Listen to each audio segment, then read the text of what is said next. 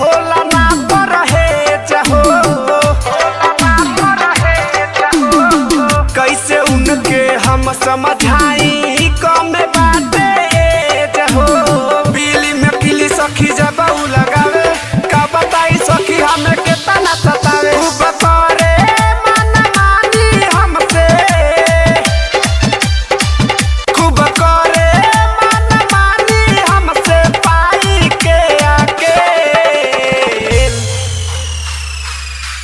सैया खेले रोजा खेले देले भीतरी लेटे,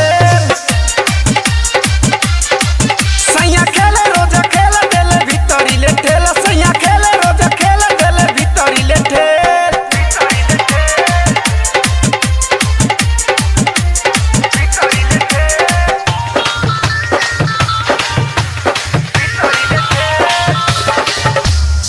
सैया याद बेदर्दी माने नाही बात हो, माने नाही बात हो। सुते ना अकेले कबहू लेके सुते साथ हो।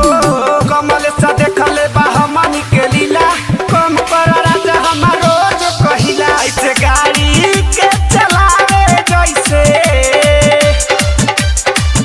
ऐसे गाड़ी के चलावे जैसे बीरेक भइल फेल।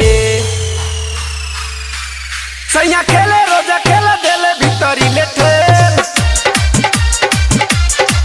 सैया खेले रोजा खेले देले भीतरी लेटे, सैया खेले रोजा खेले देले भीतरी लेटे। ए सख अमृता रिकॉर्डिंग स्टूडियो बोदरवार कुशीनगर।